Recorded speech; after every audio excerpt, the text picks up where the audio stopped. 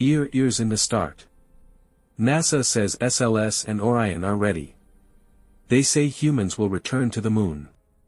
But the truth? It's more complicated than anyone admits.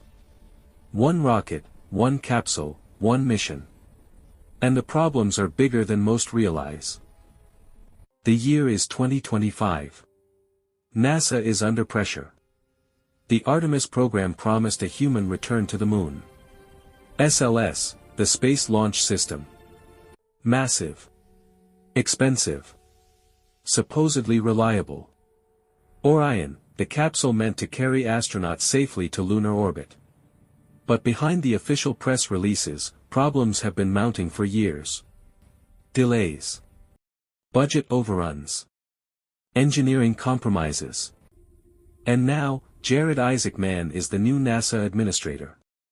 A civilian astronaut, billionaire, self-made icon, trusted to guide the most powerful space agency in the world. And his first moves hint at what everyone has been whispering behind closed doors: the system isn't working the way it should. Before NASA, Isaacman was a tech entrepreneur. Started small, built Shift-4 payments into $1 billion company. Then became a civilian astronaut. Commanded Inspiration 4. Conducted Polaris Dawn, the first non-government spacewalk. Confirmed in December 2025 by the Senate with a strong vote. Now, he oversees NASA's flagship moon program. But his experience isn't just corporate. He's flown in space, he knows risk. And that perspective is what is making people question SLS and Orion. NASA has bureaucracy. Layers of review. Safety protocols. Political oversight. SpaceX has innovation. Speed. Iteration. Risk-taking. SLS and Orion were designed decades ago. They were built for safety, not for rapid development.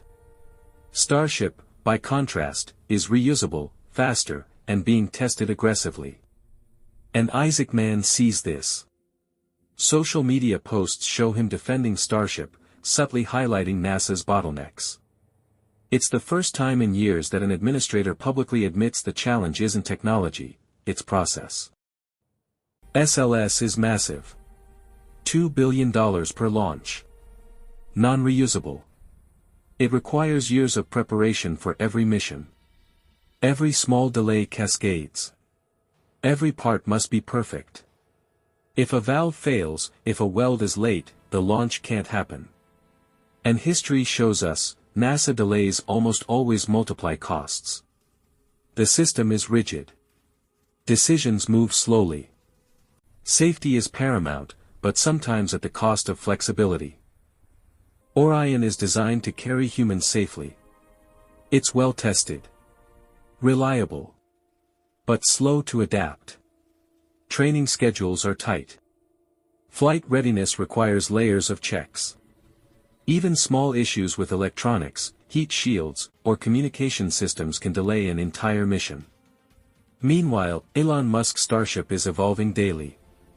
Flight tests. Rapid prototyping. Failures fixed within months, not years. NASA's system can't move that fast. And Artemis III depends on Orion performing flawlessly. This isn't speculation. NASA has admitted it publicly. Systems are not ready. Schedules slip. Political pressure mounts. Congress wants a moon landing yesterday. Safety teams want another year of testing. And Isaacman has to balance both. He can't ignore Starship. He can't rush SLS. Every day matters. Every choice matters. SpaceX's approach is radical for NASA. Fail fast. Test often. Iterate quickly. It's risky. Expensive in its own way. But effective. NASA must learn to integrate that mindset, without losing decades of institutional knowledge. Isaacman seems to understand this balance better than most. He's not replacing NASA culture, he's trying to merge it with modern aerospace innovation. Every NASA decision is political. Budgets are scrutinized. Timelines debated. Oversight is intense.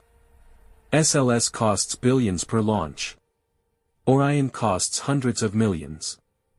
Meanwhile, SpaceX operates with private funding, less bureaucracy, faster iteration. This creates friction. Artemis III is the first mission where this friction could directly affect astronauts' lives. Imagine the launch day. SLS lifts Orion. A critical component fails. One small error. Months of preparation wasted. Astronauts delayed. Budgets exceeded. Political fallout inevitable. Or worse, astronauts in danger. History has lessons: Apollo 1, Challenger, Columbia. Safety is not optional. But rigidity can be just as dangerous as rushing. Isaacman's experience as a civilian astronaut is key. He understands risk. He understands innovation. He also understands humility. This perspective is reshaping NASA's leadership culture. Engineers are being heard. Decisions are being revisited. Starship is being integrated carefully. It's not about replacing NASA, it's about adapting it to modern space exploration realities. SLS and Orion are remarkable machines. They are safe. They are reliable. But they were built for a different era. NASA's culture of caution slows them down. SpaceX shows what's possible when risk is accepted intelligently. The moon landing will happen. It's just a matter of aligning technology, bureaucracy, and human decision-making. And with Jared Isaacman at the helm, we might finally see NASA adapt to the modern space age. If you want real space stories, not hype. Not hero worship. Not political spin. But reality, explained simply. Subscribe Astrocatastros. Because space doesn't forgive arrogance. But it always remembers lessons.